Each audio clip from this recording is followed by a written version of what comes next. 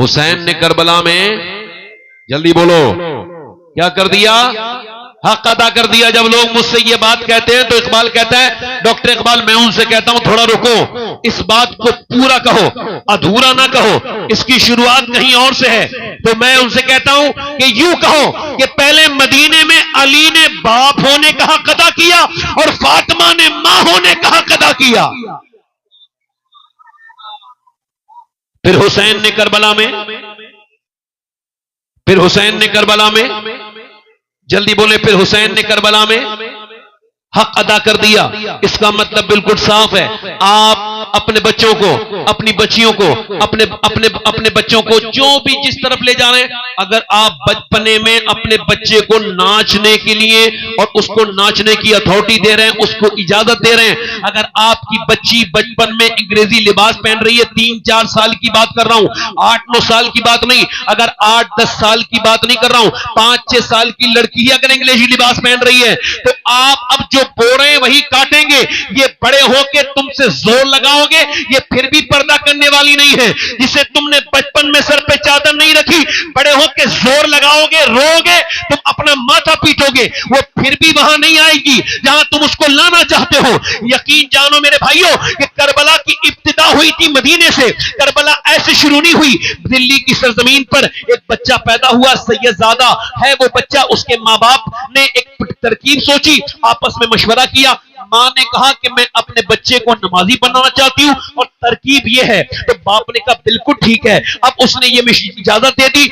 मां ने अपने बच्चे को जब 4 साल का हो गया तो कहा, मेरे लाडले, मेरे बेटे, मैं ये चाहती हूं कि तुम पढ़ने जाओ। वो पढ़ के वापस आया, कहा अम्मा खाना, कहा बेटे 2 रकात नमाज पढ़ो तो अल्लाह खाना देगा। उसने वुजू किया, 2 रकात नमाज पढ़ी। मां ने पहले ही अंदर रोटी बना के रख दी थी। अब उसने रोटी उठा के अंदर से खाई, उसकी आदत पड़ गई। उसको ये यकीन हो गया पहले नमाज पढ़ो फिर अल्लाह रोटी देता है। 1 दिन, 2 दिन, 1 साल, 2 साल नहीं, ये 4 साल लगातार काम चलता रहा। बच्चा नमाज पढ़ के आता, रोटी खाता। मगर एक दिन मां कहीं सफर पे चली गई। उसने देखा कि उसका बच्चा उसने देखा पहुंच नहीं सकती, तो रास्ते में रोने लगी, मेरे मालिक, मेरे करीम, मैंने तो इस वजह से झूठ बोला था, मुझे माफ कर देना, मुजरिम मैं हूं, तेरी बारगाह की मुजरिम मैं हूं कि मैंने झूठ बोला, मगर इसलिए बोला कि मेरा बच्चा नमाजी बन जाए। अब अगर उसे रोटियां न मिली तो उसका यकीन टूट जाएगा, उसका दिल टूट जाएगा। मालिक मेरी लाज रख लेना, मुझ पे अपना करम करना, फजल करना। मां जब घर पहुंची तो देखा बच्चा सो रहा था। मां ने पहले रोटी बना के जहां रखती थी वही रखी, फिर अपने बेटे से कहा, बेटे उठो और नमाज पढ़ो, अल्लाह रोटी देगा।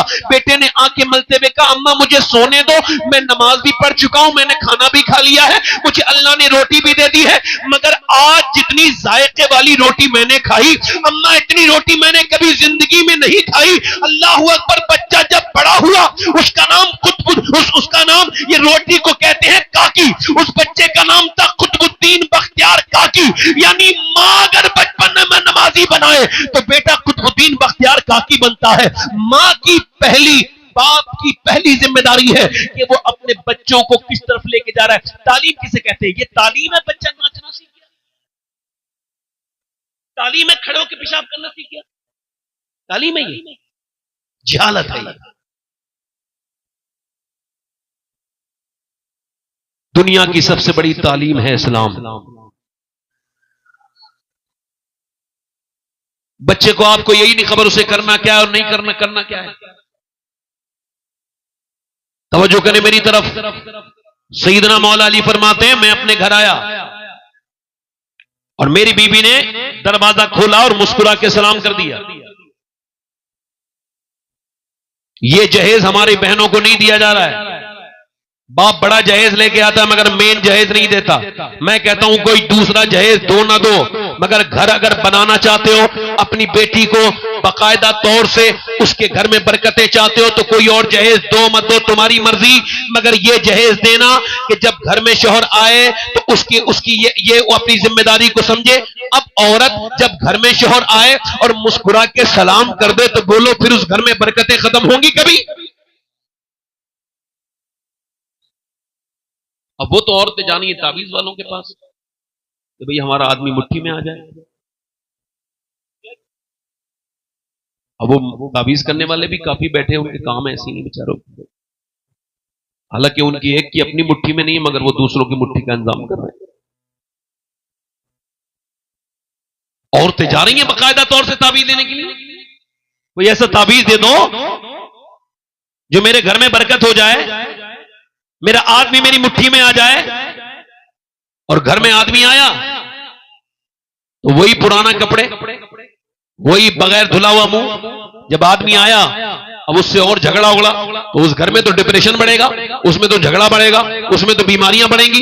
जिस घर में झगड़े होते हैं वहां बीमारियां भी बढ़ती हैं। अल्लाह के रसूल की बेटी का ये तरीका अपने दिलों पे रखो, और अब तुम्हारी बीवी के अंदर ये नहीं है क्वालिटी तो अपनी बेटी को समझाओ, अपनी बहन को समझाओ कि जब वो घर से बाहर, जब उसका शौहर घर में आए तो उसे मुस्कुरा के सलाम कर देना। ये नबी की बेटी की सुन्नत है। सारी दुनिया के तावीज वालों का तावीज एक तरफ और खातून जन्नत का तरीका एक तरफ।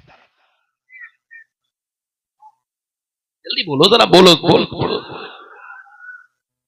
हजरत अली कहते हैं मैं अपने घर गया तो मैंने अपनी बीवी को देखा, थोड़ी सी परेशान लग रही थी। अच्छा ये सुनो, मेरी तरफ देखो। मौला अली फरमाते हैं फातिमा ने मुझसे कभी कुछ नहीं मांगा। छोटी मोटी बात नहीं कर रहा हूं, बहुत बड़ी तारीफ है ये सैयदा फातिमा की। फरमाते मैंने उनसे कहा है फातिमा, पूरी जिंदगी गुजरी, इतने दिन शादी को हुए, कभी आपने मुझसे कुछ मांगा क्यों नहीं? तो फरमाने लगी मैंने अपने रब से मांगना सीख लिया है अब, और किसी और से मांगने में मुझे शर्म आती है।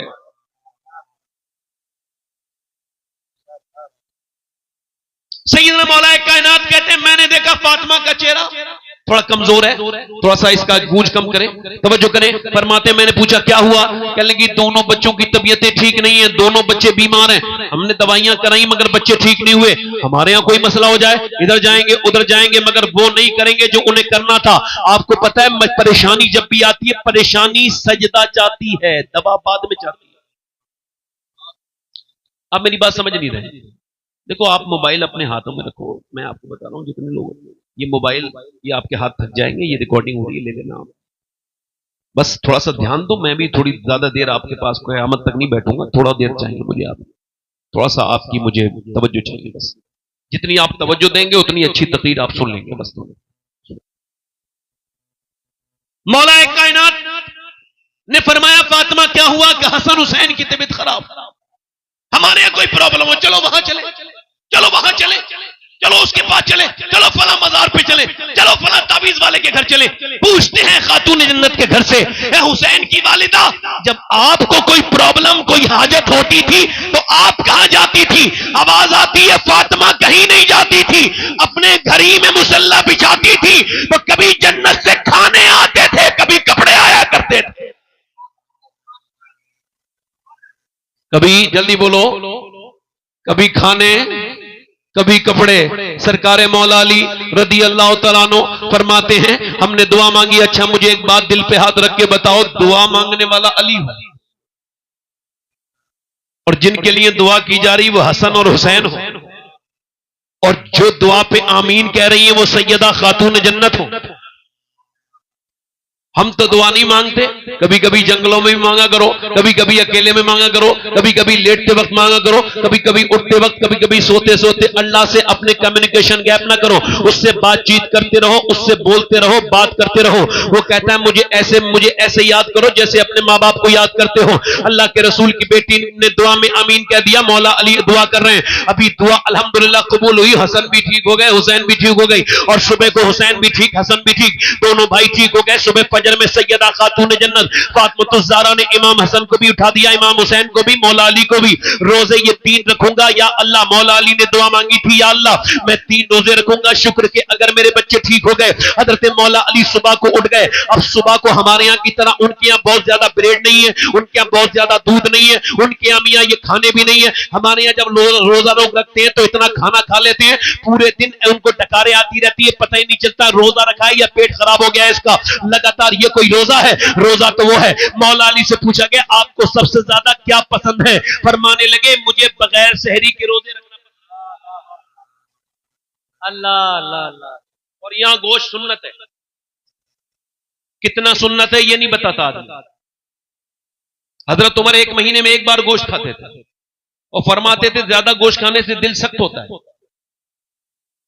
और हमने हुजूर की सुन्नत है, ये क्यों नहीं बताते कितना सुन्नत है?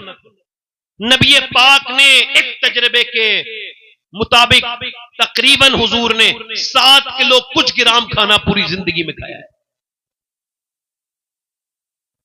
हलवा खाना सुन्नत है, हुजूर ने पसंद फरमाया, सुन्नत है माना।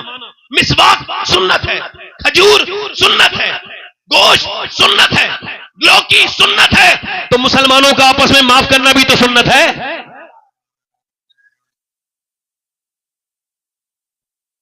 मौला कायनात हजरत सैयदना मौला अली अपने घर से रोजा रख के मजदूरी के लिए चले। मौला अली, जोर से बोलो सुभान अल्लाह। जा कहां रहे? मजदूरी करने। आज आदमी अपने बाप का नाम नहीं बताता। मेरा बाप को बताता नहीं, शर्माता है। वो कहता है मैं बाप का नाम बताऊंगा मेरी इंसल्ट हो जाएगी कि भाई मैं कैसे, मेरा बाप मजदूर है, उसका कैसे मैं इंट्रोडक्शन कराऊं।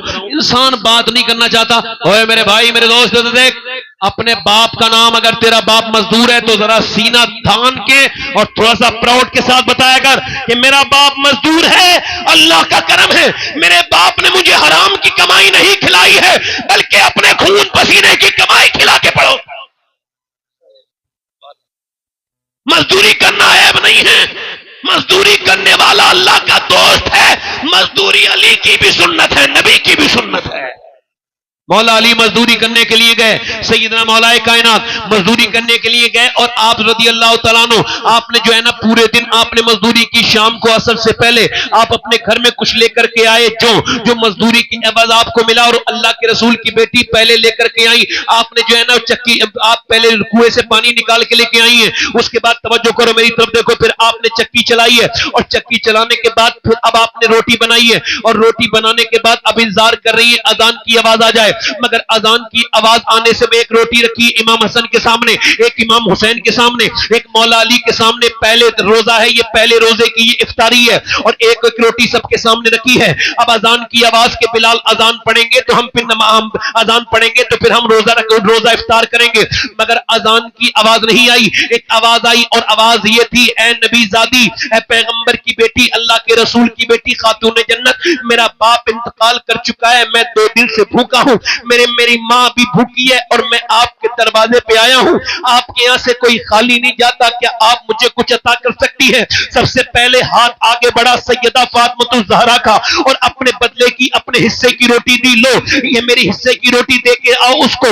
मौला अली बोले लो लो हसन, मेरे बदले की भी दे के आओ। उसके बाद सैयदना इमाम हसन हुसैन बोले दोनों एक जबान में, अब्बा फिर हम क्यों खाएंगे, हम भी तो अपने बदले की दे के आएंगे। दोनों बच्चों ने भी दे दी और ये रात पूरी गुजर गई। मौला अली दूसरे दिन भी मजदूरी करने के लिए निकले और वो भी सख्त धूप की आलम में मौलाए कायनात निकले। अब तवज्जो करो जरा, आप तवज्जो करो। मौला अली पूरे दिन मजदूरी करके शाम को फिर लौटे। फिर खातून जन्नत ने पानी निकाला, उस पानी निकाला कुएं से, और उसके बाद आपने फिर रोटी बनाई और चक्की चलाने के बाद फिर इंतजार हो रहा है अजान की आवाज आ जाए। मगर अजान की आवाज आने से पहले एक आवाज ही आती है, मैं मिस्कीन हूं, मेरे बच्चे भूखे हैं, हुजूर की बेटी की तरफ से बड़ी मुझको उम्मीद है, क्या कुछ अता कर सकती है, मेरे बच्चे भूख से परेशान हैं। हुजूर की बेटी ने उठाया, अली ने उठाया, हसन ने उठाया, हुसैन ने दे दिया। मौला अली फरमाते हैं एक दिन मेरे यहां 3 दिन की भूख थी। कितने दिन? 3 दिन का फाका। फरमाते हैं 3 दिन का फाका, फातिमा ने मुझे अपनी चादर दे दी। तवज्जो करें, सखावत देखें अहले बैत की। चादर दे दी, कहा इसको बेच के आओ। हजरत अली कहते हैं मुझे अफसोस तो था कि फातिमा की चादर बेच रहा हूं, मगर मैंने बेच दी। फरमाते हैं 6 दिरहम की बिकी, और जैसी बिकी मैं 6 दिरहम लेके अपने बच्चों को सोच के कि आज मेरा हसन मेरा हुसैन 3 दिन के बाद खाना खाएंगे, तो कह के लेके जा रहे हैं। एक आदमी ने कहा अली मुझे कुछ दे सकते हैं, मेरे बच्चे भूखे हैं, मेरे बच्चे भूखे हैं, मेरे बच्चों को कुछ दे सकते हैं? मौला अली कहते हैं मैंने बगैर सोचे समझे 6 के 6 दिरहम उसको दे दिए। अच्छा देखो सब तो कोई नहीं दे सकता, चलो 2 में से दे देता हूं, 2 अपने बच्चों के लिए खर्च कर लूंगा, मगर सब उसको ही दे दिए। ये भी नहीं सोचा मेरे थोड़ी है, मेरी बीबी की है, अगर उन्होंने पूछ लिया तो फिर मैं क्या जवाब दूंगा। सैयदना मौलाए कायनात ने वो 6 के 6 दिरहम उसको दे दिए और उसके बाद आप एक तरफ को चले तो एक और मौला अली फरमाते एक इंसान मैंने देखा, उससे ज्यादा खूबसूरत ऊंटनी मैंने मदीने में कभी देखी नहीं थी, उसके हाथ में थी और वो इंसान भी बड़ा खूबसूरत था। मैंने मुझसे कहने लगा ये आप खरीदते हैं? मैंने कहा मेरे पास तो पैसे नहीं, कहा मैं आपको पैसे की नहीं दूंगा, मैं तो इसको आपको जो है ना ये मैं आपको उधार दे दूंगा। मौला अली ने कहा ठीक है, उसने उधार दी, 100 दिरहम की बात पक्की हो गई, डील हो गई। 100 दिरहम उधार में आपने उसकी नकेल पकड़ी। फरमाते अगले बाजार में पहुंचा तो एक आदमी और मिला, उसने उससे कहा बेचते हो? मैंने कहा बिल्कुल। कहते डील हुई 160 दिरहम पर, 100 उसको ढूंढ के वापस कर दिए और फिर 60 दिरहम लेके अपने घर पहुंचा। मेरी बीवी ने मुझसे पूछा ए अली मेरी चादर तो इतनी महंगी नहीं बिकी होगी, इतनी फरोख्त नहीं हुई होगी, ये 60 दिरहम कहां से आए? मैं पूरी बात शुरू से बता रहा था। ऐसे एक आदमी मिला, फिर ऐसे मिला, इतनी देर में नबी पाक तशरीफ लेकर के आए और फरमाया अली तुझे पता है वो पहला बेचने वाला कौन था और वो ऊंटनी कहां की थी और वो दूसरा खरीदार कौन था? या रसूल अल्लाह आप बेहतर जाने और अल्लाह बेहतर जाने। फरमाया अली अल्लाह तेरी सखावत से राजी हुआ तो जिब्राइल पहला खरीदार पे बेचने वाला बना, दूसरा खरीदार मीकाईल बना। अल्लाह ने फिर तुझे 6 दिए, अल्लाह ने तुझे 60 दिए, यानी एक के बदले में 10। और सुन अली अल्लाह तेरी सखावत से राजी हो गया तो फिर क्या बाप ही सखी है? चलो बेटे को भी गौर कर लेते हैं। इमाम हाकिम फरमाते हैं इमाम हसन सैयदना इमाम हसन इमाम हुसैन फरमाते हैं मेरा भाई हसन सिर्फ मेरा भाई नहीं है बल्कि मेरा इमाम भी है, मेरा उस्ताद भी है, मेरा बड़ा भाई भी है। मैंने उससे बात को सीखा है, वो मेरा उस्ताद है। सैयदना इमाम हसन कौन है? इमाम हसन इतने रहम दिल इंसान, अल्लाह अकबर। ऐसे लोग इमाम हाकिम कहते हैं लोगों ने कदर नहीं की, अहले बैत को समझा नहीं वो कौन थे। उनकी शान ये अंदाजा करो कि निकल के जा रहे हैं मदीने के बाद बागों से, देखा एक आदमी कुत्ते के साथ खाना खा रहा है, शेयर करके एक लुकमा कुत्ते को देता है, एक खुद खाता है, एक कुत्ते को खिलाता है। आपने उससे बाद में जब फारिग हुआ तो पूछा ये तेरा पालतू कुत्ता है? कहने लगा नहीं नहीं नहीं ये भूखा था कुत्ता, मेरे तरीफ देखने लगा, मैं खा रहा था, मैंने इसे एक लुकमा दिया, इसने और इजहार किया तो फिर मैंने इसे 2 3 4 5 लुकमे फिर मैं इसे खिलाता रहा। हुजूर बस यही साफ बात खत्म हो गई। आपने फरमाया तू यहाँ क्या करता है? कहा मैं इस बाग का हूँ, ये बाग मेरे आका का है, मैं उसका गुलाम हूँ। फरमाया थोड़ी देर ठहर मैं यहीं आता हूँ। आप बहुत सी रकम लेकर के गए और फरमाया उस आदमी से, उससे कहने लगा कि क्या तू अपने गुलाम को आजाद करेगा? उसने कहा हाँ करूंगा। कितने पैसे लेगा? उसने ज्यादा पैसे बताए, आपने पैसे दे दिए। उसके बाद उसने कहा, उससे आपने कहा वो बाग बेचते हो? कहने लगा हाँ बेचता हूँ। उसे पता था हसन सखावत कर रहे हैं, वो भी बहुत दूने दाम बता रहा था। आपने बाग भी खरीद लिया, मगर उसे क्या पता ये खरीदार कौन है। उसने उससे खरीद लिया। फिर वो सारा लिखवा उगवा के पर्चा बनवा के इमाम हसन उसके पास पहुंचे और फरमाने लगे जिसके दिल में जानवरों के लिए इतना रहम है वो गुलाम अच्छा नहीं लगता। आज से तू आजाद है, गुलाम नहीं है, मैंने तुझे आजाद कर दिया है। इस बाग का तू नौकर नहीं है बल्कि आज से ये बाग तेरी जागीर है, तू इसका मालिक बना दिया गया है। फिर आप पलट गए। उसने कहा कौन है? नाम तो बताते जाएं। आपने नहीं बताया। कहा हुजूर नाम तो बताएं, नहीं बताया। उसने तीसरी मर्तबा का नाम तो बताएं आप कौन है? आपने फरमाया नाम से क्या होता है। आप जब चलने लगे उसने कहा ठीक है चाहिए, मुझे खबर है इसमें इस ऐसे अजीमुशान काम को और ऐसी सखावत या तो हसन कर सकते हैं या हुसैन कर सकते हैं। अब या तो आप हसन है या तो आप हुसैन है। हजरत दाताबा शजवेरी कश्फुल महजूम में लिखते हैं एक आदमी इमाम हुसैन के यहाँ आया, हसन की सखावत सुन ली, अब इमाम हुसैन की सखावत पे एक नजर डालिए। वो कहते एक आदमी आया इमाम हुसैन के पास और बोला मुझे कुछ मिलेगा अल्लाह के नाम पे? आपने फरमाया अभी हमारा रास्ते में माल है, थोड़ी देर ठहरो हम तुमको दे देंगे। वो शाम को जब आया तो आपके यहाँ पर ऊंट से लदे हुए 5000 सोने के दीनार थे, दीनार। आपने उसने सोचा 2-3 दीनार मिल गए अपना काम हो जाएगा, मगर इमाम हुसैन ने फरमाया ये सारे दीनार तेरे हैं, ये सवारियां भी तेरी हैं, क्या लेके चला जा। किसी ने कहा ऐ हसनैन हसन हुसैन इतनी सखावत क्यों करते हैं, इतना क्यों देते हैं? फरमाते हम अपनी वालदा की वजह से देते हैं। हमारी मां फातिमा ने फरमाया था ऐ हसन ऐ हुसैन कोई तुझसे मांगे और फिर लेने के बाद भी वो भिखारी रहे तो फिर तूने उसे क्या दिया? एक बार में भिखारी को इतना दे दे कि उसका हाल ही।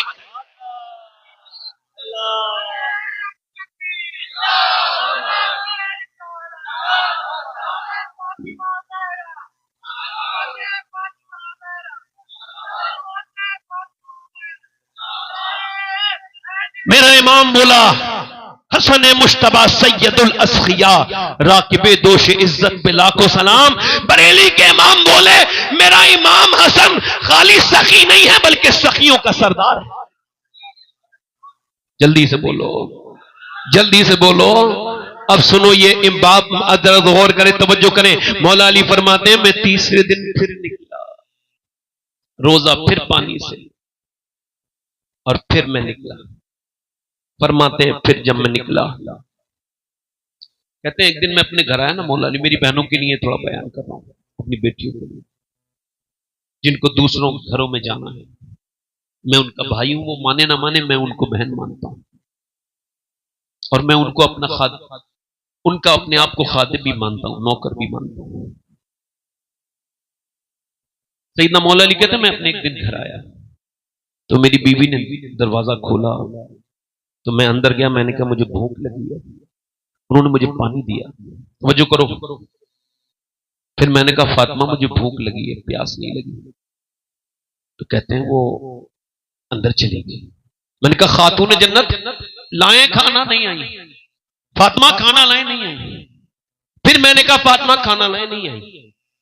कहते मैंने फिर जोर से आवाज दी तो अंदर से रोने की आवाज आई। मैं अंदर जाके देखता हूं तो दोनों आलम के मालिक व मुख्तार की बेटी। जब लोगों ने पूछा ना सहाबा या रसूल अल्लाह आप सबसे ज्यादा किससे प्यार करते हैं, पर मैं अपनी बेटी फातिमा से प्यार करता हूं। हाँ, जब अम्मा आयशा से पूछा सबसे ज्यादा हुजूर से कौन मिलता था, तो कहने लगी जिसकी आंखें, जिसके होठ, जिसका चेहरा, जो बोले, उठना बैठना हुजूर की तरह, वो कोई और नहीं था, सैयदा फातिमा थी। बेटी मुस्तफा की रो रही है बैठी हुई। हमारी बेटियों को बड़ी शिकायतें हैं ना ससुरालों में अपनी, तो ये रिवायतें जरा उन्हें सुना देना।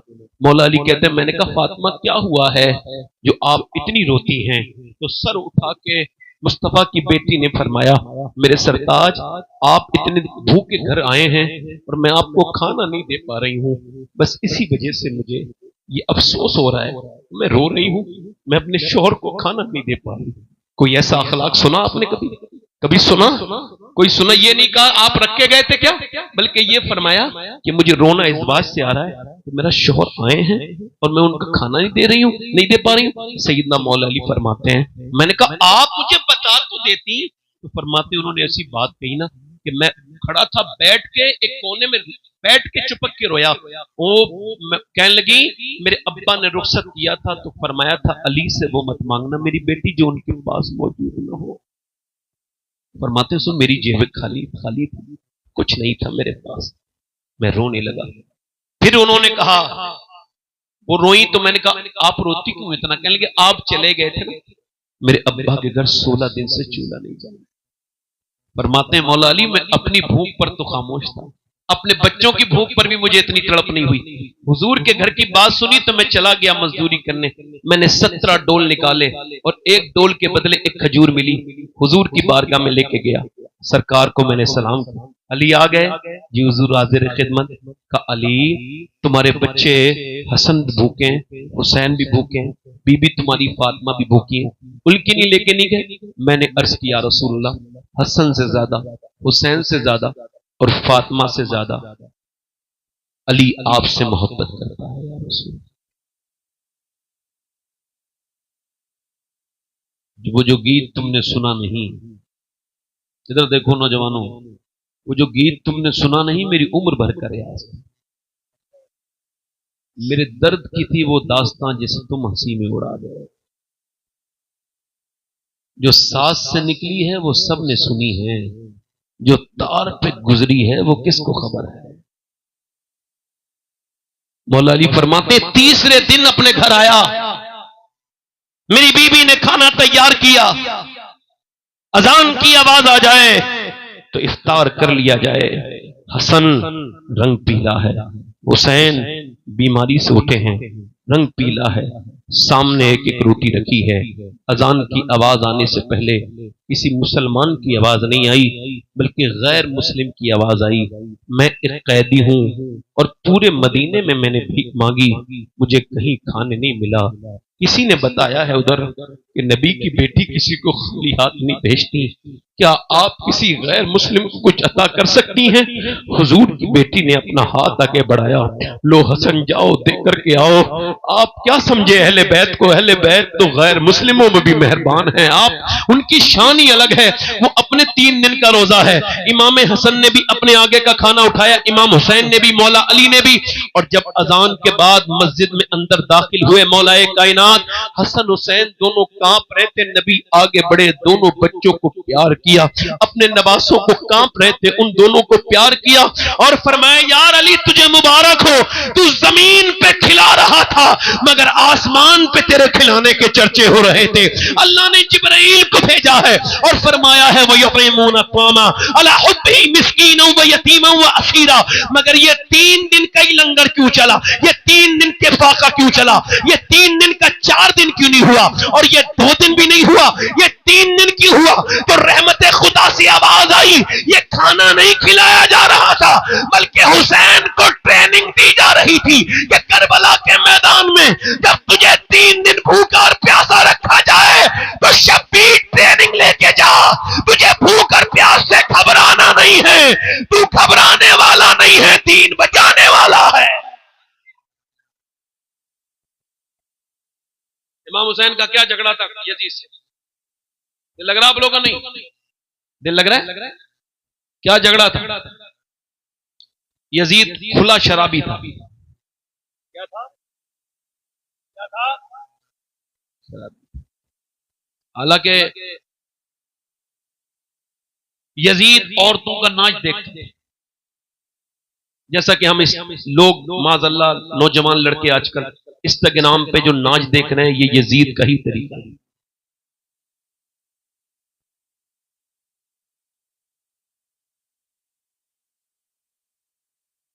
किसका तरीका है?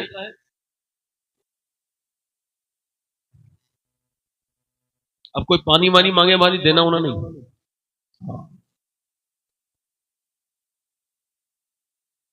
करबला वालों का जिक्र हो तो पानी बिल्कुल दूर रखना चाहिए। तो जो है आपकी नहीं। यजीद ने कहा हुसैन से कि भाई मुझे आपसे कोई मसला नहीं, आप मदीने में रहिए, आराम से इमामत करिए, तकरीरें करिए, मगर आप बस मुझे वोट, कोई झगड़ा नहीं करूंगा मैं आपसे, मगर आप मेरी बैत कर लीजिए, मुझे मान लीजिए। इमाम का जवाब सुनो। जब गवर्नर हाउस में दाखिल हुए मदीने में, उसने कहा, यजीद ने कहा है आप उसकी बैत करें। फरमाया मैं बैत नहीं करूंगा, और मेरे जैसा, तवज्जो करना, मेरे जैसा यजीद जैसे की बैत नहीं कर सकता। क्या फरमाया? मेरे जैसा यजीद जैसे की बैत नहीं कर सकता। इसका बिल्कुल साफ मतलब है कयामत तक जो हुसैन जैसा होगा वो यजीद जैसे की बैत नहीं करेगा।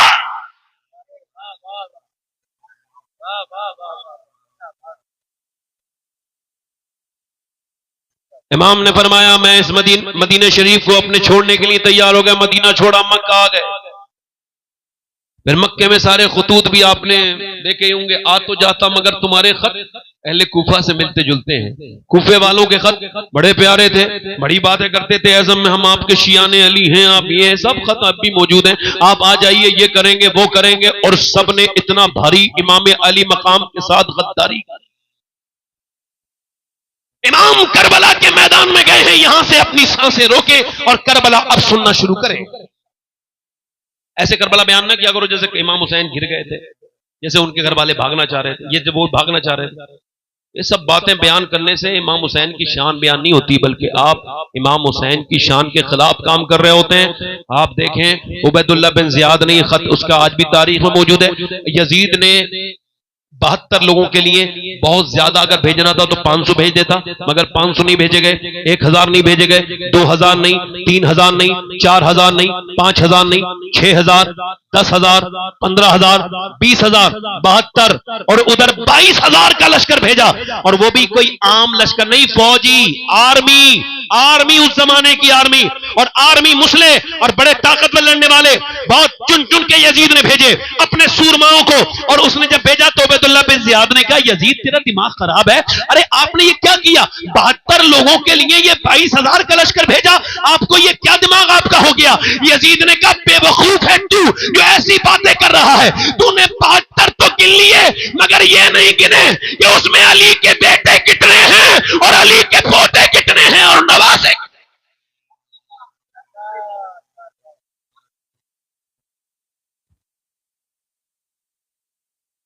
इमाम करबला के मैदान में है, आखिरी रात है, आप मेरी तरफ तवज्जो करें, मेरी तरफ दिल लगा के बोले, या हुसैन या हुसैन। हाँ सुनो, और करो, मेरी बात पर ध्यान दो। सैयदना इमाम अली मकाम ने अपने सारे साथियों से कहा कि देखो भाई, सुबह को जंग होगी। इमाम करबला के मैदान में, अच्छा देखें, आप तवज्जो करें, इमाम के साथ जो लोग हैं, आपने चिराग जलाया तकरीर की पहले, पर मैं तुम लोग चले जाओ, तुमसे क्या मतलब है, वो मेरी जान लेना चाहते हैं, मैं उनके हदफ पर हूं, तुम चले जाओ। चिराग बुझाया, फिर चिराग, अल्लाह अकबर, चिराग फिर जलाया, तो फिर वही बैठे थे, फिर आपने चिराग बुझाया, फिर तकरीर की। 3 मरतबा ऐसा किया, मगर 3 मरतबा में वो सहाबा इकराम भी उसमें कुछ थे, कुछ आपके और भी गुलाम थे। आपने फरमाया कि भाई जाते क्यों नहीं आप लोग। कहने लगे, हुसैन कहां छोड़ के जाएंगे, दुनिया भी आपकी है, आखिरत भी आपकी है, आपको छोड़ के कैसे जा सकते हैं। सारे रोने लगे। तो इमाम ने मालूम है क्या फरमाया, फिर ऐसा करो कि देखो आसमान की तरफ। अब उन्हें ये कहना चाहिए था कि ऊपर तो कनातें लगी थी, अब मैं आपसे कहूं ऊपर देखो, तो आपके ऊपर क्या देखना, ऊपर तो छती है। मगर उन्होंने कहा जब इब्ने रसूल कह रहे हैं तो कोई ना कोई राज होगा ना, पर मैं देखो आसमान की तरफ। जब उन्होंने देखा तो मियां फरमाया, इमाम हुसैन ने, तुम शहीद बाद में होना, जो जिन जिन जन्नतों में तुम्हें जाना है उनका दीदार पहले ही कर लो।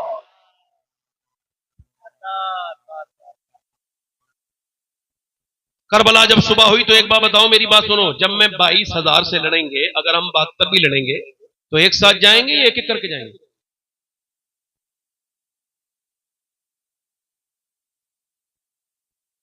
तो यहां क्या हुआ,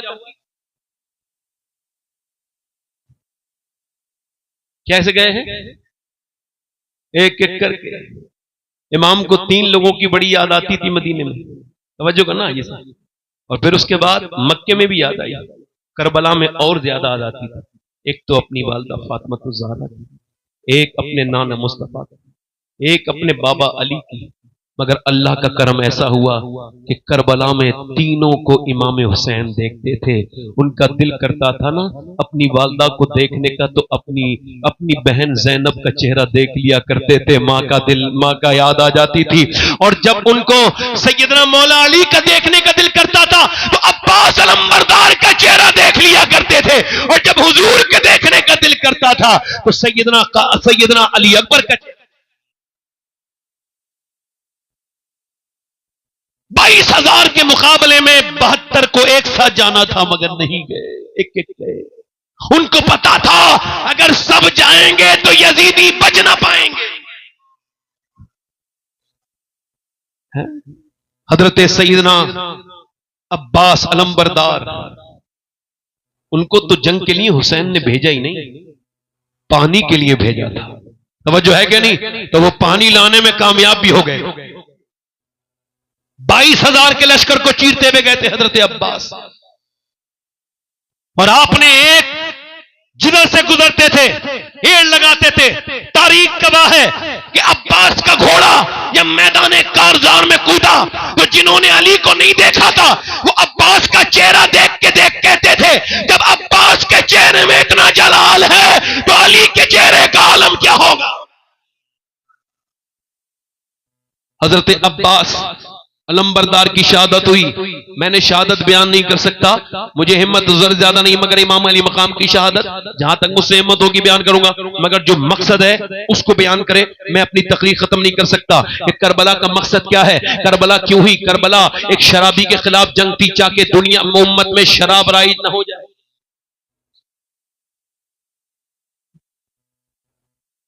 इमाम हुसैन करबला के मैदान में अब दोपहर हो गई, और दोपहर में जब इमाम करबला में आए थे तो दाढ़ी के बाल काले थे, कुछ सफेद थे, मगर दोपहर तक इमाम अली मकाम के सारे दाढ़ी के बाल सफेद थे।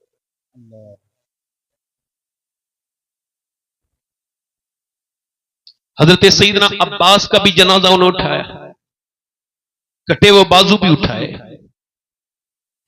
उन्होंने हजरत अली अकबर का जनाजा भी उठाया, उन्होंने हजरत कासिम को भी उठाया। पूरे दिन वो यही जुल्म और यही इमाम अली मकाम रदी अल्लाह तआला अन्हु देखते रहे, फेस करते रहे। आखिर जब अकेले बचे, एक अकेला बच्चा, उसको इतना तेज बुखार है कि उठता है तो फिर गिर जाता है, गिरता है, उठता है तो फिर गिर जाता है। इमाम ज़ैनुल आबिदीन, इमाम ने अपना घोड़ा संभाला और संभालने के बाद मेरे इमाम अली मकाम ने अपने नाना का जुब्बा पहना, नाना का इमामा बांधा, अपने हाथ में तलवार ली। जब चलने लगे तो रोक दिया घोड़ा। सैयदा सकीना ने पकड़ लिया था, तो आपने बेटी को समझाया, प्यार किया, फिर वापस कर दिया। फिर फातिमा के लाडले का आखिरी दीदार है, हश्र का हंगामा बरपा है, मियां ने अहले बैत हूरें करती हैं, उरूसा ने शहादत का सिंगार, खूबरू दूल्हा बना है। हर जवाने अहले बैत अपना सौदा बेचकर, अपना सौदा बेचकर, अपना सौदा बेचकर बाजार सूना कर गए। कौन सी बस्ती बसाई ताजराने अहले बैत। इमाम ने जो अपनी शहादत से पहले खुतबा दिया, उसे सुन करके करबला के सर्रे तड़प उठे। इमाम ने फरमाया, लोगों, एक तुम आज मुझे शहीद तो कर रहे हो, मगर याद रखना मेरे नाना आखिरी नबी हैं और मैं उनका आखिरी नवासा हूं। आज के बाद दुनिया किसी नवासे को ना देखेगी। तुम मुझे आज शहीद तो करने की बात करते हो। मेरे इमाम ने हूरे करती हैं, उरूसा ने शहादत का सिंगार, खूबरू दूल्हा बना है हर जवाने अहले बैत। काश इमाम की ये शहादत कुछ गैरतों को जगा सके। मेरे इमाम ने तलवार उठाई। मैं आप सबसे पूछना चाहता हूं एक सवाल, जिसने अपने बेटे की लाश उठाई हो, जिसने अपने भतीजे की लाश उठाई हो, जिसने अपने भांजों के जनाजे उठाए हो, जिसने अपने भाइयों के जनाजे उठाए हो, जिसने अपने 6 महीने के लिए असगर का भी जनाजा उठाया हो, फिर वो तलवार के बाद 22,000 के लश्कर की तरफ जाए। अभी मुझे लगता, ऐसा लगता था करबला के मैदान में कि इमाम के हाथ में तलवार नहीं है, बल्कि अली की सारी ताकतें हुसैन के साथ चलनी शुरू हो गई है। ऐसा लगता था कि हुसैन के साथ मेरे नबी पाक की सारी दुआएं हैं। आज मेरे इमाम अली मकाम ने करबला के मैदान में 22,000 पे अकेला हमला किया। पहले तो आवाज दी कोई आ सकता है, जब कोई नहीं आया तो अकेले ने हमला किया। 22,000 के लश्कर पर जो भूखा और प्यासा हमला कर दे वो अली का शेर ही तो होगा, कोई और थोड़ी हो सकता। मगर जब तलवार से आप काट काट के गिराने लगे तो उस वक्त में एक तीर इन्होंने, ये जो कि बुज़दिल थे, तो इन्होंने शिमर ने कहा कि इसके तीर मारो, ये अली का बेटा है, ऐसे तलवार से ये तुम्हारी कब्जे में नहीं है। तो जब तीर चले, अब ये सुनने वाली यहां से बहुत खास बात, जब तीर इमाम के सीने में आके लगा, पहला तीर इमाम के सीने में लगा, तीर का लगना था, इमाम ने वापस अपना घोड़ा पलटाया। सीने में तीर है, ये नहीं देख रहे हैं, वापस पलटे, तीर को निकाला, वापस पलटे और कहा खैमे में जाके, ज़ैनब क्या तुम रोई थी? तो सैयदा ज़ैनब ने कहा, हाँ मेरे भाई, मदीने में साथ में रहे हैं, नाना का हाथ चल के पकड़ के चलना सीखा है, अम्मी के साथ रहे हैं, मैं आपके साथ मदीने से मक्का और मक्के से फिर यहाँ आई, आप मेरे भाई हैं, मैं आपकी बहन हूँ, मेरे हुसैन तो मेरी आंखों के तारे हो, मेरी माँ की निशानी हो, मेरे बाप की निशानी हो। हुसैन, जब तुम्हारे सीने में तीर लगाया आपके, तो मुझे माफ करो, मैं बर्दाश्त न कर पाई। हुसैन का जवाब सुनो, फरमाया, ऐ मेरी ज़ैनब, मेरी बहन, सुनो, मैं दीन बचाने आया हूँ, अपना घर नहीं, अभी तो सिर्फ मेरे तीर लगा है, थोड़ी देर के बाद मेरी लाश पर घोड़े दौड़ेंगे। ऐ मेरी ज़ैनब, नाना की हदीस है, औरत की आवाज भी औरत है, तुझे पर्दे में कायम रहना है, पर्दे से रहना है। इमाम फिर गए तलवार लेके, फिर आपके तीर 113, हुसैन का मकाम, अल्लाह अकबर, 113 तो आर पार जख्म हुए हैं आपके, और इतने तीर मारे गए, नेज़े मारे गए, और आप जमीन की तरफ को तशरीफ लेने लगे। बाबा फरीदुद्दीन गंज शकर लिखते हैं कि जब इमाम अली मकाम घोड़े से नीचे को आने लगे तो आपके लब हिल रहे थे, लब।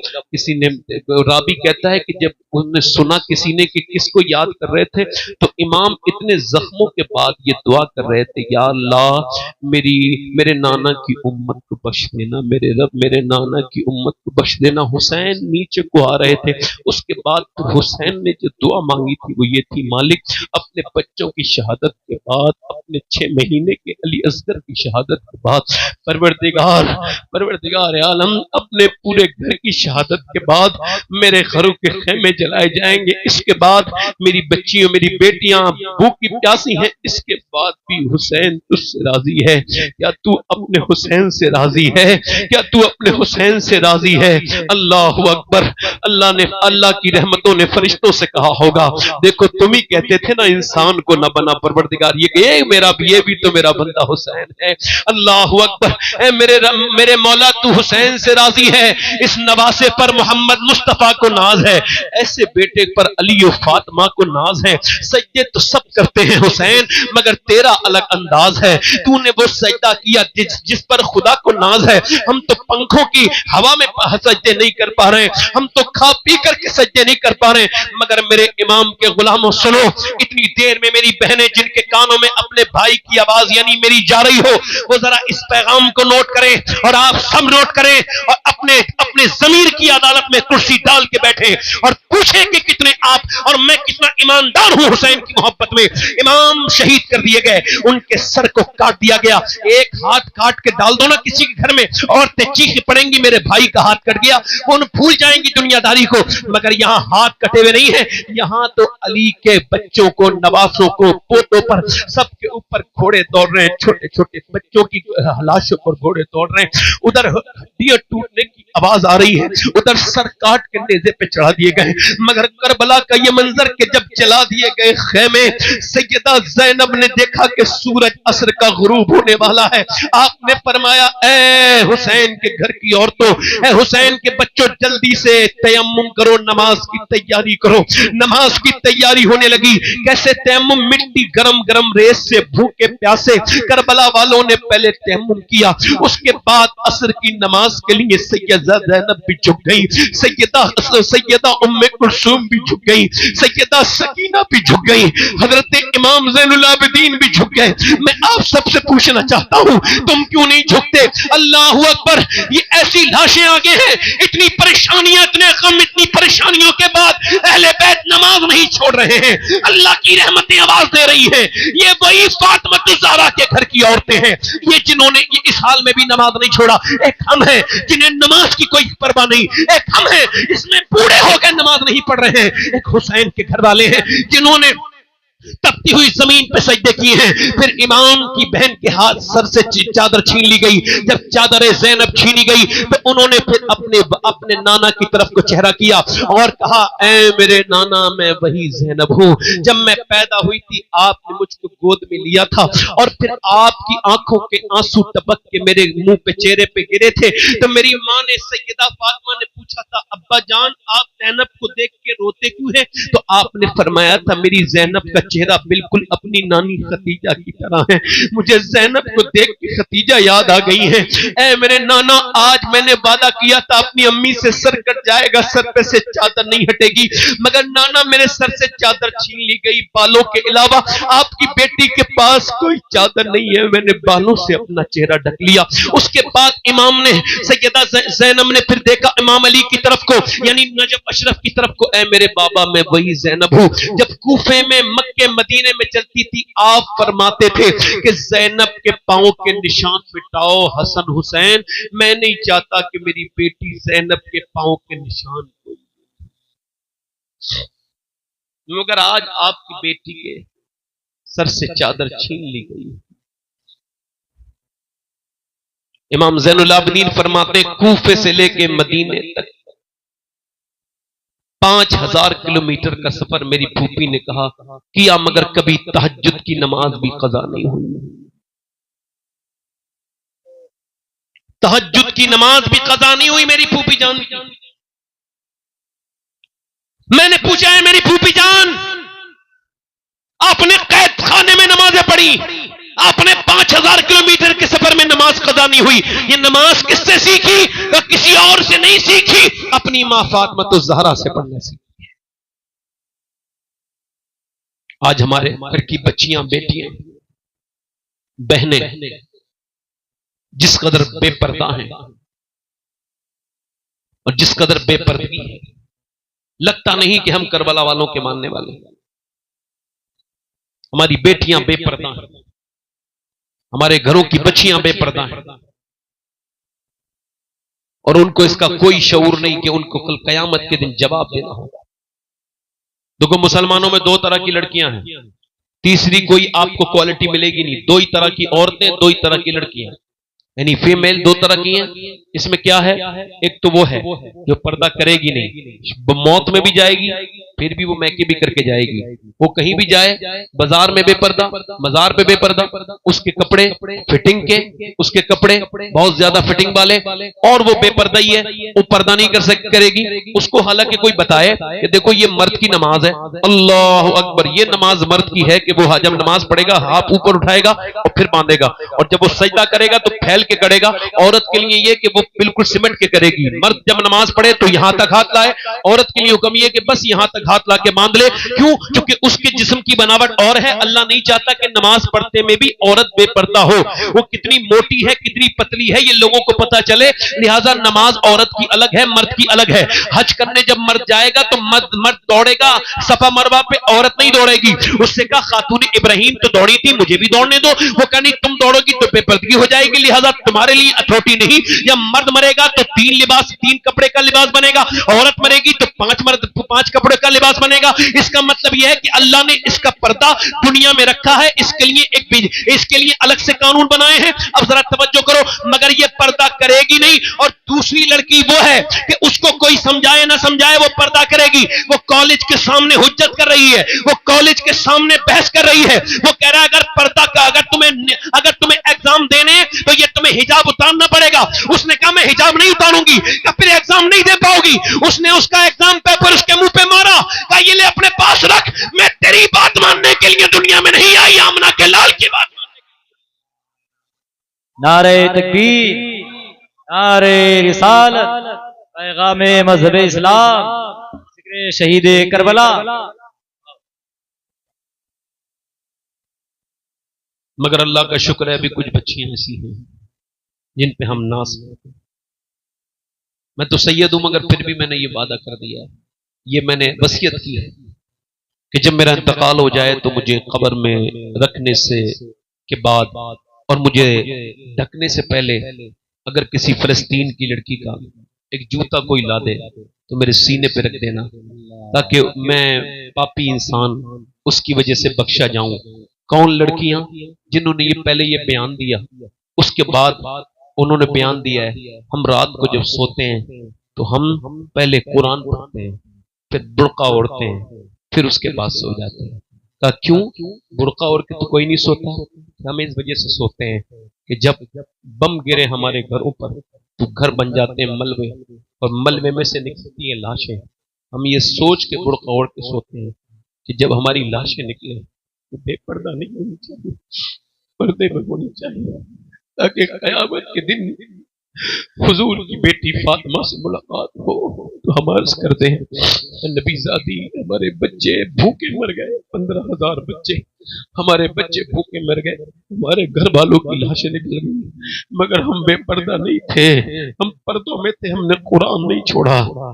मैं कहता हूँ काश मैं अपनी उन बहनों से बात कर सकता, उन बेटियों से बात कर सकता। मौला अली फरमाते मेरी बीबी फातिमा जब दुल्हन बन के मेरे घर में आई तो मैं उन्हें देख के रोया, तो उन्होंने मुझसे पूछा आप रोते क्यों हैं? मैंने कहा मैंने कहा कोई भी लड़की जब दुल्हन बनती है तो उसके दिल में ख्वाहिश होती है एक जोड़ी नया कपड़ा पहने। आपके मैं देख रहा हूँ आप जिस कपड़े में दुल्हन बनी है उसमें 17 अहमद लगे हैं। ए फातिमा ये सी देख के आपके चेहरे पे कोई शिकन नहीं, आपकी जबान पे कोई शिकवा नहीं, यही देख के मैं रो रहा हूँ। तो हुजूर की बेटी बड़े बाप की बड़ी बेटी ने अपने मौला अली का हाथ पकड़ कर ए अली मेरे अब्बा ने मुझे रुखसत किया था तो फरमाया था फातिमा अल्लाह कपड़ों से राजी नहीं होता, अल्लाह तो सजदों से राजी होता है। याद रखो, जिसकी मां बच्चियों को नचाती हो, अब हमारी कौम में अच्छी बच्चियां नहीं आएंगी, तरस जाओगे अच्छी बच्चियों को देखने के लिए। डॉक्टर इकबाल ने कहा है कि कितनी खूबसूरत घर बना लो, कैसे डेकोरेशन कर लो घरों में, मगर वो घर बर्बाद होने से बच नहीं सकता जिस घर में हुजूर की बेटी सैयदा फातिमा का जिक्र नहीं होता। क्यों? चूंकि घर बनता है औरत से, औरत है हया से, और हया है सैयदा फातिमा ज़हरा से। मेरे दोस्तों, जब तुम में से कोई नौजवान शराब की बोतल को हाथ लगाता होगा तो करबला में अली अकबर की रूह तो तड़प जाती होगी। हाय, जिसके कौम के लिए हमने कुर्बानी दी, आज वो तो उसी काम को कर रही है। जब तुम इंस्टाग्राम पे, फेसबुक पे गंदी लड़कियों की तस्वीरें देखते होगे तो इमाम हुसैन तो तड़प जाते होंगे कि जिस गंदगी के लिए और उस गंदगी को हटाने के लिए मैंने कुर्बानी दी, आज मेरी कौम तो हुई गई।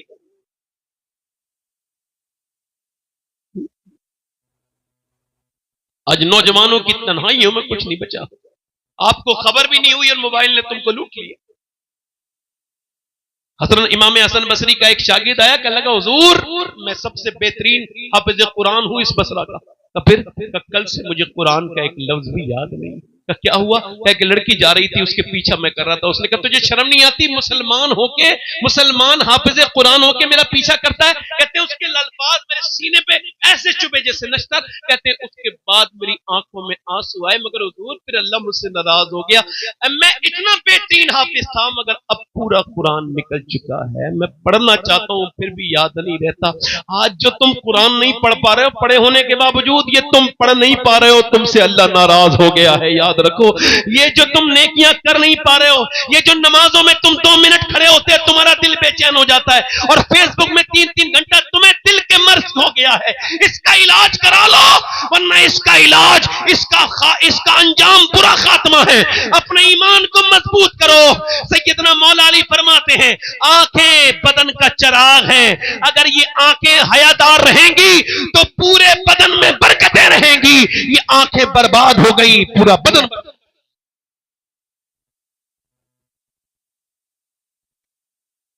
मैं कहता हूं करबला तो हुसैन की खाली दास्तान नहीं, हाजी साहब, खाली करबला हुसैन की दास्तान नहीं है, करबला तो ज़ैनब की भी दास्तान है।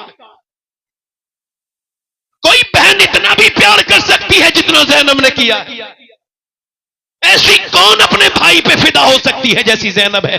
तो करबला एक नवासे की दास्तान है, और एक नवासी की दास्तान है। नवासा वो जिसने सजदा नहीं छोड़ा, नवासी वो जिसने पर्दा नहीं छोड़ा।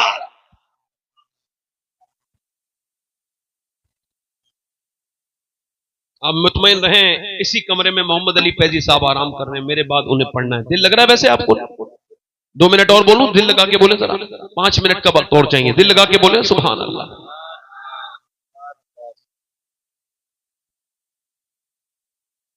मैं आपसे अर्ज कर रहा था, इमाम हसन, थोड़ी सी हम सीरत भी सुन लेते, जोर से बोलो सुभान अल्लाह। इमाम हसन फरमाते हैं, मैंने अपनी मां के साथ कभी खाना नहीं खाया। तवज्जो करना भाई, देखो मैं फिर बता रहा हूं बच्चों को, हाँ, दीन सिखाओ। आज तक किसी मौलाना हाफिज ने अपनी माँ बाप को घर से नहीं निकाला है? आपके पास है कोई ऐसी तलक? अक्सर मौलाना हाफिज कारी अपने माँ बाप के फरमा बरदार होते हैं। अक्सर, एक तो कोई जालिम जाहिल हो तो उसका क्या जिक्र करें। अच्छा क्यों होती है, कभी सोचा है आपने? इमाम गजाली फरमाते हैं, सोचना, जब बच्चा तुम्हारा बड़ा होने लगे ना, बोलना शुरू करते 1-1.5 साल का, तो उसके गोद में लेना और बच्चे से कहना अल्लाह अल्लाह। अब वो रिस्पॉन्स अल्लाह में नहीं करेगा, वो कहेगा अब्बा अब्बा। अब आप कह रहे हैं बोलो बेटे अल्लाह अल्लाह अल्लाह अल्लाह, बच्चा कह रहा है अब्बा अब्बा अब्बा। इमाम गजाली कहते हैं वो कहता थोड़ी है, उससे अल्लाह कहलवाता है। देख, तूने से मेरा नाम सिखाया तो मैंने से तेरा नाम सिखा दिया है। इमाम हसन फरमाते हैं, मैंने अपनी वालदा के साथ कभी खाना क्यों नहीं खाया? इमाम फरमाते इस डर से, तवज्जो, इस डर से अगर मैं खाने पे नजर रख रहा हूं लुकमे पे और उसे उठाना चाह रहा हूं और वही मेरी वालदा भी खाना चाहती है, वही लुकमा। तो अगर मैंने उसको उठा लिया तो ये बेअदबी हो जाएगी। इस वजह से, अदब की वजह से मां के साथ खाना नहीं।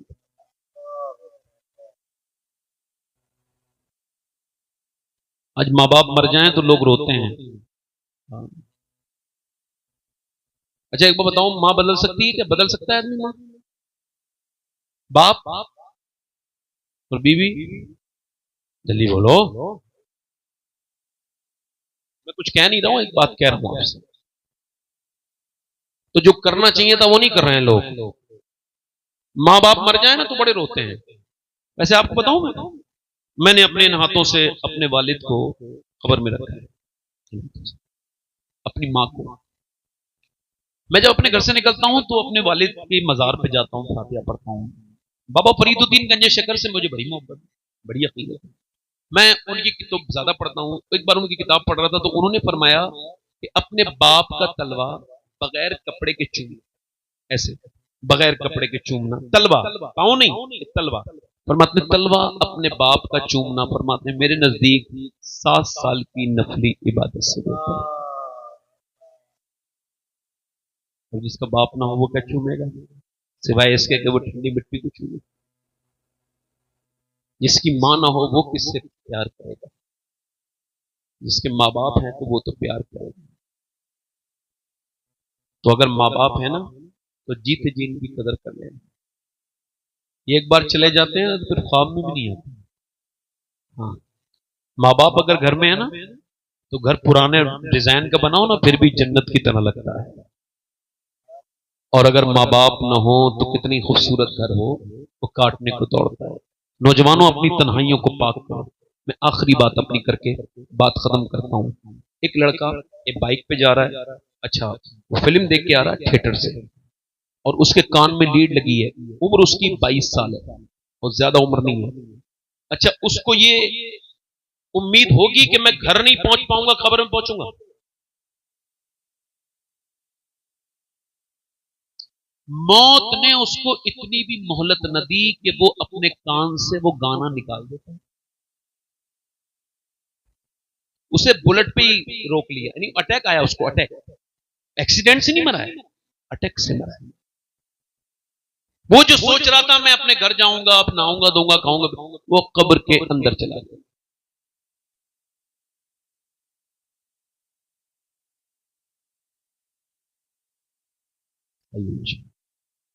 नारे तकबीर, नारे रिसालत।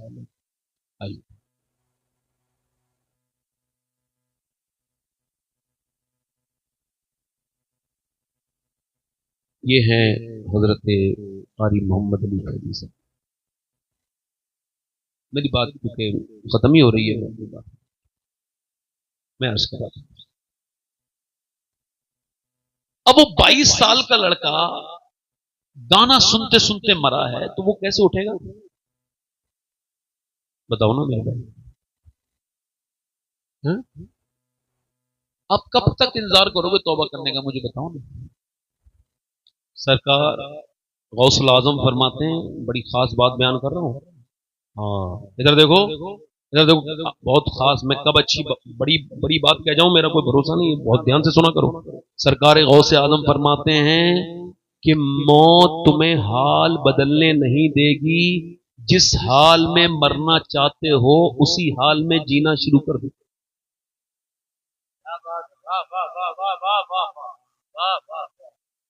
अब अगर तुम बेनमाजी हो तो बेनमाजी ही मर जाओगे। अगर तुम घटिया फिल्में देख के सोते हो, गंदी तस्वीरें देख के सोते हो, तो तुम इसी हाल में मरोगे। और ये बहुत बुरी मौत है। मौला अली फरमाते हैं मौत के वक्त में कोई हेजिटेशन नहीं होना चाहिए, मौत के वक्त में कोई इबहाम नहीं होना चाहिए। ये वो बिल्कुल सिंपल मौत, साफ, बिल्कुल खत्म मौत। सुभान अल्लाह, आओ इस्तकबाल।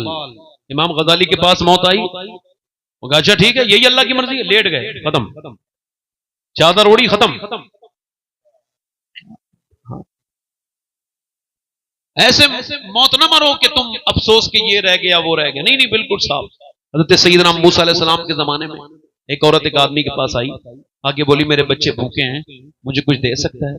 उसने कहा हाँ मैं दे सकता हूँ, मगर मैं तुझे पसंद करता हूँ। मुझे एक रात में एक औरत की जरूरत होती है बदकारी करने के लिए, तू रात को आ जाना, वादा कर दे दूंगा। उसने कहा मैं मजबूर हूँ, मगर मुसलमान हूँ, ईमान अपना नहीं खराब करूंगी, अपना मैं जो है वो अमल बर्बाद नहीं करूंगी, अपने रब को नाराज नहीं करूंगी, चलेगी वापस। मगर जब बच्चे रोए तो माँ थी ना, एक बच्चा जब बेहोश हुआ तो तड़प गया, मजबूर हो गई, आके बोली जो तुझे करना हो वो कर लेना, अभी मुझे कुछ खाने के लिए दे दे, जो भी तुझे देना है। उसने उसे दे दिया, वो खिला पिला के रात को, और उधर को वो चली गई, और फिर वो रात को लेटी है उसके कमरे में, वो जिना करने के इरादे से आ रहा है पूरा, और वो रोज जिना करता है, ऐसा नहीं एक दिन जिना कर रहा है, जानी है। और उसने जब उसके देखा है वो कांप रही है, ओ आगे बढ़ा, वो बिल्कुल कपकपाने लगी, उसकी कपकपी तारी हो गई, उसने उसके हाथ लगाया, जैसे ही टच किया है वैसे ही आंखों से टप टप टप टप आंसू उसकी आंखों पे गिरे। रोती क्यों है? पैसे नहीं मिले तुझे? अब पैसा सब कुछ थोड़ी होता है, ईमान भी तो कुछ होता है। तो क्या मतलब? तो रो के बोली जब मैं रात को सजदे करती हूँ तब भी अल्लाह मुझे देखता है, और आज मैं जब जिना करने आई हूँ तब भी मेरा रब मुझे देख रहा है। तो मैं अपने करीम से यही कह रही हूँ, ऐ मेरे बेपनाह ताकतों वाले, यतीमों और मिस्कीनों और मजबूरों पे कर्म करने वाले, तेरी बंदी अगर ममता के हाथों मजबूर न होती तो तू खुद गवाह है कि मैंने कभी कोई ये जिना नहीं किया, मालिक मैं गुनहगार हूं मगर मुझे माफ कर देना। ऐसी रोई कि कभी कभी रोता कोई और है और ये अल्लाह फर्ज किसी और पे फरमा देता है। वो जैसे ही रोई उसका दिल बदल गया, एकदम आगे बढ़ के बोला मैं तुझे अपनी बहन बनाता हूं, तूने मेरी आंखें खोल ली, ले पैसे ले। और फिर सजदे में गिर के बोला मालिक एक बार आई थी, मेरी आंखें खोल दी और मैंने हाथ तक नहीं लगाया, और वो कितनी डरती है, और मैंने तो कितनी लड़कियों की इज्जतें लूटी हैं। अगर मेरी तरह कोई बदकार नहीं है तो तेरी तरह करीम भी कोई नहीं है, अगर मेरे गुनाहों की कोई हद नहीं तो तेरे कर्म की भी कोई हद नहीं है। ऐ मेरे नौजवान मैं तुझसे कहता हूं, तू कब तक मेरे भाई अपनी जवानी पे नाश करते हुए गुनाहों के रास्ते में लगा रहेगा? तुझको खबर नहीं है कि मौत अचानक आ रही है? वो रात को सोया और सुबह को दरवाजे पे दस्तक हुई, दरवाजा खोला, कौन का? दरवाजा खोलो, दरवाजा खोला, सामने जो हस्ती खड़ी थी, कहने लगे मेरा नाम मूसा है, अल्लाह ने तुझे सलाम भेजा है। मूसा अल्लाह मुझे सलाम नहीं भेजेगा, आप कोई गलत एड्रेस पे आ गए, मैं इस इलाके का सबसे कमी इंसान हूं, पूरी जिंदगी शराबें पी है, पूरी जिंदगी जिना की है, पूरी जिंदगी मैंने कितनी लड़कियों की इज्जत लूटी है, मुझे खुद भी याद नहीं कितनी मजबूरों के मैंने कपड़े उतारे, मुझे अल्लाह माफ नहीं करेगा। हजरत मूसा ने कहा कोई नेकी की है? रोक के बोला रात की थी। क्या? पूरी बात बता के रोने लगा। मूसा अलैहिस्सलाम ने सर पे हाथ रख के कहा सुन, अल्लाह ने मुझे भेजा है और फरमाया है जा मूसा मेरे बंदे से कह देना वो जो रात छुप छुप के रो रहा था ना, उसके मालिक ने उसकी सारे गुनाह माफ कर दिए, उसके आंसुओं को कबूल कर लिया है।